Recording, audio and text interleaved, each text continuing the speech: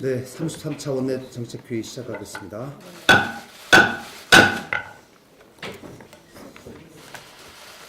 네, 국회가 계속 공전되고 있습니다. 오늘은 민주당에게 이 공전을 풀어달라는 얘기를 좀 하겠습니다. 풀어야 한다는. 여당은 정부의 다시 하겠습니다. 여당은 정부의 국가 운영에 무한 책임을 같이 하는 정당입니다. 그러나 또 정부의 잘못을 견제하고 감시해야 하는 국회에서의 책임도 있습니다. 이 두 가지를 동시에 고려해서 최대한 정치력을 발휘해서 원활한 국회 운영을 책임져야 하는 가장 중요한 주체입니다.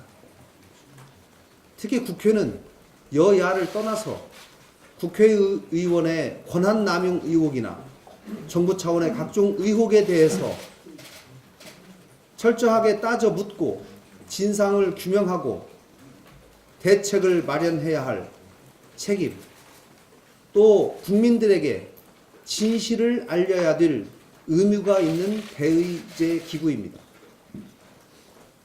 하지만 여당인 민주당은 이러한 국회의 의무를 철저하게 외면한 채 어떠한 것도 받아들이지 않고 있습니다. 정부가 잘못된 길로 가고 있으며 각종 의혹 사건이 터져 나오고 있지만 야당들은 아무 소리 하지 말고 따라오라 라고 하는 것이 지금 민주당이 보여주고 있는 자세입니다.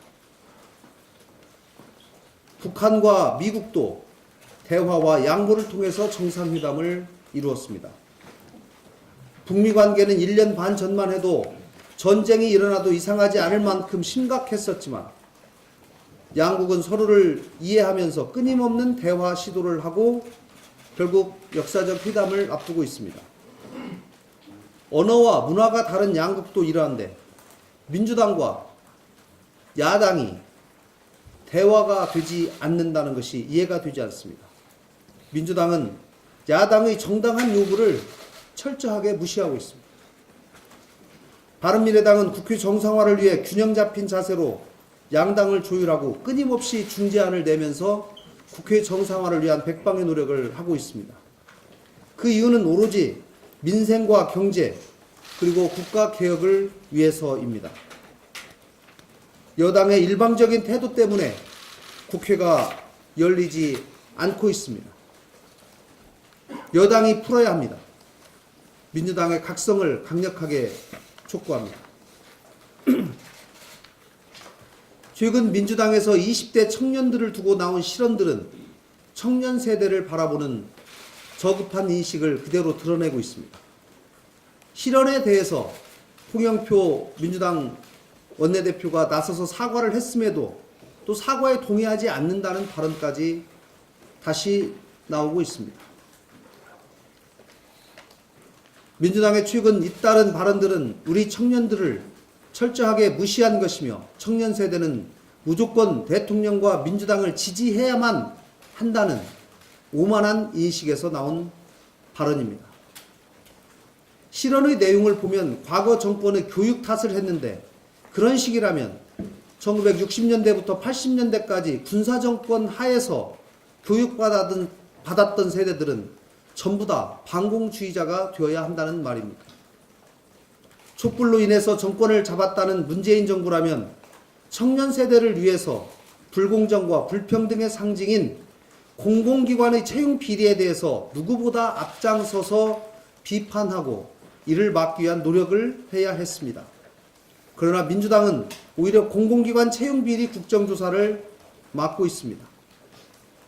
이처럼 문재인 정부의 무능과 민주당의 무책임이 청년 세대의 반발을 초래한 것이지만 민주당은 오히려 청년 탓, 교육 탓, 과거 정부 탓만 하고 있습니다. 민주당은 청년 비하 발언에 대해서 공식적인 사과와 철저한 반성을 해야 합니다. 또한 청년들에게 깊은 분노와 한숨을 주었던 공공기관 채용 비리에 대한 국정조사가 제대로 진행될 수 있도록 국조특위를 지금 즉시 가동시켜야 합니다. 바른미래당은 청년들에게 공정하고 공평한 기회가 주어지고 정의로운 사회 구조가 될 수 있도록 최선을 다하겠습니다. 자유한국당의 최근 망언 퍼레이드에 대해서 한 말씀 드리겠습니다. 최근 자유한국당 전당대회에서 나온 얘기들을 전체적으로 듣다 보면 귀를 의심하게 하는 말들이 계속해서 쏟아져 나오고 있습니다. 한국당의 당권 경쟁자들은 일제히 탄핵 불복 발언을 하더니 국정농단에 대한 법원의 최종 판결이 끝나지 않았음에도 박근혜 전 대통령의 사면을 주장하거나 이제는 태블릿 PC의 조작 가능성까지 언급하기 시작했습니다. 이는 국회의 일원인 한국당이 국회의 결정을 스스로 부정하는 것입니다. 국민의 명령을 거부하는 것이고 사법부까지 무시하는 후안무치한 태도입니다.